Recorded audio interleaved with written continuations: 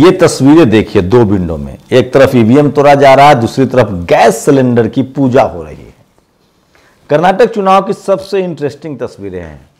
सोचिए आज वोटिंग खत्म हो गई, 13 तारीख को नतीजे आ जाएंगे।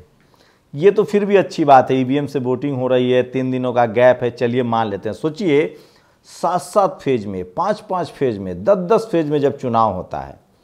यूपी में, कर्नाटक में 224 विधानसभा की सीट है, एक फेज में चुनाव हुआ है, एक ही दिन में नतीजे आ जाएंगे 13 तारीख को। जो भी नतीजे आए मैं बताऊंगा कर्नाटक में किसका पलड़ा भारी है। लेकिन जो सबसे खास तस्वीरें हैं, अब लोगों ने मीडिया मैनेजमेंट सीख लिया है, प्रचार सीख लिया। आज तो डी शिव कुमार जो कांग्रेस के नेता हैं, उन्होंने प्रेस कॉन्फ्रेंस के दौरान पहले सिलेंडर की पूजा की, उसके बाद वोट डाला।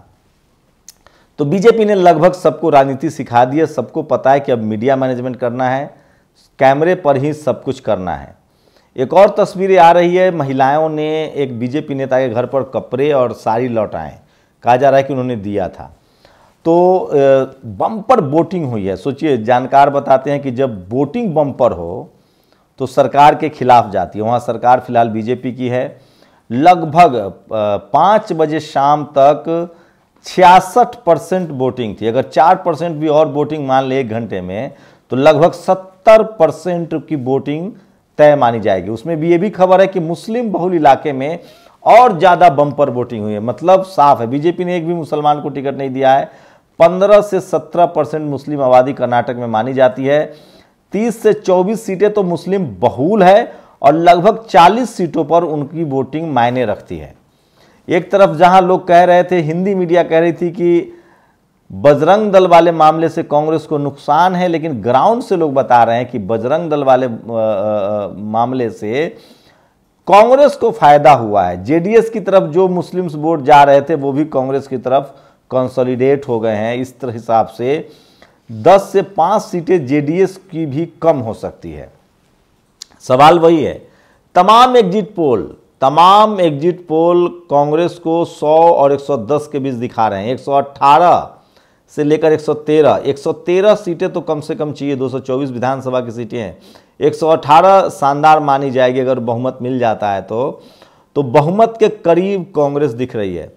एक आदेश रावल ने एक शानदार ट्वीट किया है कि एग्जिट पोल देखिए, अगर एग्जिट पोल में नड्डा की तस्वीरें दिखेगी जो बीजेपी के अध्यक्ष हैं, तो मान लीजिए कि बीजेपी की हालत खराब है। अगर एग्जिट पोल में मोदी जी की तस्वीर दिखी तो समझिए कि चीज़ें ठीक है।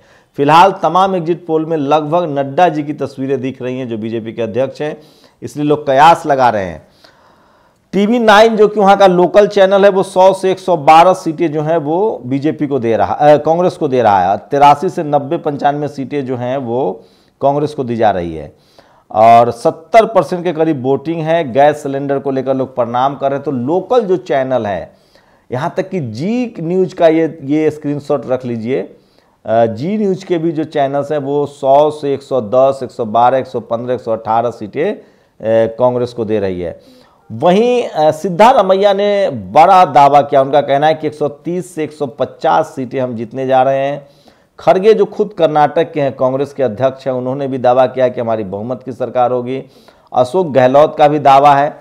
वहीं बीजेपी की तरफ से इस तरह का अभी तक एक भी दावा सामने नहीं आया है कि हम सरकार बनाएंगे। अमित शाह ने जरूर कहा है शुरुआती दिनों में कि बीजेपी बहुमत की सरकार बना रही है, लेकिन अगर पिछले 3 विधानसभा चुनाव का ट्रेंड देखें, दरअसल दक्षिण भारत में कर्नाटक जो है वो गेट है बीजेपी का। अगर कर्नाटक चुनाव बीजेपी गंवाती है तो मान के चलिए कि 2024 का जो चुनाव है वो उसके लिए मुश्किल होगा। तो कर्नाटक पर बहुत कुछ निर्भर है। कर्नाटक के बाद राजस्थान में चुनाव है, जिसका प्रधानमंत्री ने तो आज बाकायदा आगाज भी कर दिया है। सुबह तस्वीरें आई, मीडिया में लोग चटकाए ले रहे थे कि गहलोत और मोदी जी का कॉम्बिनेशन बहुत शानदार है। अभी गहलोत साहब ने एक ट्वीट किया है कि कम से कम सार्वजनिक मंच पर जब सरकारी कार्यक्रम था, मुख्यमंत्री भी मौजूद थे, तब उनको पार्टी की राजनीति नहीं करनी चाहिए थी।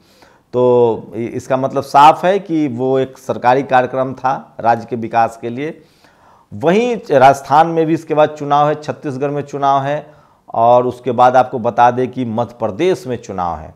तो ये 3 बड़े क्रूशियल राज्य हैं। कर्नाटक 13 तारीख को नतीजे आ जाएंगे, ज़्यादा इंतजार की बात नहीं है। टीवी अखबार के चक्कर में अपना ब्लड प्रेशर ज़्यादा हाई मत कीजिए। धैर्य रखिए, सब्र रखिए और जो भी नतीजे आए उसका स्वागत कीजिए। डेमोक्रेसी में यही खासियत है कि जिसके पक्ष में भी नतीजे आए उसका स्वागत करना चाहिए, न कहूँ से दोस्ती न कहूँ से बैर। लेकिन एक बात तो तय है कि जितने एग्जिट पोल है उसमें किसी में भी बीजेपी को पूर्ण बहुमत तो नहीं दिखाया जा रहा है। हाँ, वो आसपास दिख रहे हैं, कांग्रेस लीड लेती हुई दिख रही है, लेकिन मैं फिर कह रहा हूं कि कांग्रेस को अपने स्ट्रेटजी पर बदलाव करना चाहिए, छोटे छोटे दलों से गठबंधन में जाना चाहिए। आप कल्पना कीजिए कि कांग्रेस और जेडीएस का अगर गठबंधन होता तो क्लीन स्वीप नहीं होते। ये भी संभावना हो सकती है सरकार बनाने के लिए बाद में जेडीएस और कांग्रेस जो है बीजेपी एक साथ आ जाए, या जेडीएस या ये, लेकिन एक है कि जेडीएस कम से कम अपने मुस्लिम वोटों को छोड़ना नहीं चाहेगी। तो हो सकता है कि जेडीएस की कुछ सीटें कम हो जाए, कांग्रेस की बढ़ जाए, क्योंकि कांग्रेस ने जिस तरह से बजरंग दल वाला कार्ड खेला है, मुस्लिम वोट जो है कंसोलिडेट हुआ है। 18% 17% वोट मायने रखता है। अकेले ओबीसी पर काम कर रही है बीजेपी, क्योंकि उसको पता है कि अनरिजर्व जनरल कैटेगरी के लोग उसके साथ हैं। लेकिन खड़गे साहब की वजह से शेड्यूल कास्ट कम्युनिटी का वोट जो है वो कंसोलिडेट होते हुए दिख रहा है। आपको बता दें कांग्रेस के साथ पिछली बार मायावती जी बड़ी फैक्टर थी। कर्नाटक में जेडीएस और बीएसपी का गठबंधन था, एक सीट जीती थी बीएसपी ने, भले सीट में ज़्यादा तब्दील नहीं हुई थी, लेकिन जेडीएस को बहुत फायदा हुआ था, जो इस बार होता हुआ नहीं दिख रहा है। तो शेड्यूल कास्ट का वोट, मुस्लिम समाज का वोट और ओबीसी में 2 फार है, वो वोट जा रहा है कांग्रेस के साथ। इसका मतलब है कि कर्नाटक में कांग्रेस का पलड़ा सबसे ज़्यादा भारी है, और इसका क्रेडिट अगर किसी को देंगे तो वो खड़गे साहब को देना पड़ेगा, मुस्लिम्स वोटर को देना पड़ेगा। उसके बाद ओबीसी वोट में जनरल कैटेगरी के वोट बीजेपी के साथ है, ओबीसी के वोट में हिंदुआइजेशन के नाम पर। तो सवाल है कि जिस तरह से राहुल गांधी ने जाति जनगणना का मुद्दा उठाया था, अगर इस वजह से ओबीसी, चूंकि लगातार मैं देख रहा हूँ आंध्र प्रदेश, कर्नाटक और तेलंगाना में ओबीसी के लोगों में काफ़ी जागरूकता बढ़ी है और वो कास्ट सेंसस की मांग कर रहे हैं।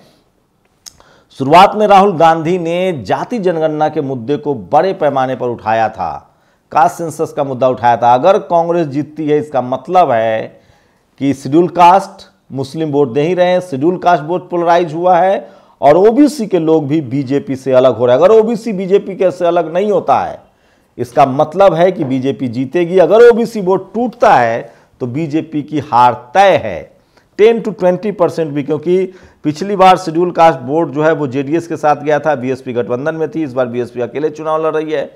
तो सवाल है कि अगर नुकसान किसी को होगा तो वो जेडीएस को होगा सबसे ज़्यादा, और तभी कांग्रेस की सरकार बनेगी, नहीं तो पिछले साल की तरफ लबोलुआब वही रहेगा। लेकिन अगर कांग्रेस जीतती है तो उसकी सबसे बड़ी वजह होगी मुस्लिम, शेड्यूल कास्ट और ओबीसी, तभी कांग्रेस की सरकार बनेगी। क्योंकि जनरल कैटेगरी के जो लोग हैं वो अभी भी बीजेपी के साथ बने हुए हैं और बीजेपी ओबीसी वोटों पर काम कर रही है। सोचिए बीजेपी की स्ट्रैटेजी, 17% मुस्लिमों को एक भी टिकट नहीं देती है, पोलराइज करके चुनाव लड़ती है। क्या एससी एसटी ओबीसी लीडरशिप कोई अनरिजर्व कैटेगरी को एक भी सीट न देकर बहुजन राजनीति कर सकती है? क्योंकि 20% 15% से ज़्यादा किसी भी राज्य में अनरिजर्व कैटेगरी के लोगों का वोट जनरल कैटेगरी के लोगों का वोट नहीं है। तो चुनाव में जो सबसे बड़ा प्लेयर है, बिग फिश है, वो ओबीसी है। और अगर वो सोशल जस्टिस, जाति जनगणना के मुद्दे पर एकजुट होती है तो पूरे देश में एससी एसटी ओबीसी लीडरशिप की पार्टियां, माइनॉरिटी की नेता जो हैं वो लीड करते हुए दिखाई देंगे। तो कर्नाटक चुनाव से साफ हो जाएगा। अगर कर्नाटक में कांग्रेस जीतती है इसका मतलब है बीजेपी एससी एसटी ओबीसी के मुद्दे को आगे बढ़ाएगी, और शेड्यूल कास्ट का वोट हो, मुस्लिम वोट हो, ओबीसी का वोट हो, जाति जनगणना को लेकर उसको मिला है। फिलहाल राहुल गांधी ने बीच में इस कैंपेन को भले छोड़ दिया था, उसके बाद मामला बजरंग दल पर आ गया था, लेकिन बजरंग दल भी सोचे समझा एक स्टेप था जिसकी वजह से मुस्लिम पोलराइजेशन हुआ और जो जेडीएस को वोट जा रहा था वो कांग्रेस को आया। तो कांग्रेस अगर जीतती है इसका मतलब है एससी एसटी माइनॉरिटी और ओबीसी ने उसको वोट किया है। आप लोग अपनी प्रतिक्रिया जरूर दीजिए, आपको क्या लगता है किसकी सरकार बनेगी? नेशनल दस्तक की आपसे गुजारिश है कि अगर इसको बचाना चाहते हैं तो नेशनल दस्तक को सब्सक्राइब करने के लिए रेड कलर के सब्सक्राइब बटन को दबाएं, फिर बेल आइकन की घंटी दबाएं। नेशनल दस्तक को बचाने के लिए बहुत जरूरी है कि हर खबर को शेयर करें, लाइक करें, कमेंट जरूर करें।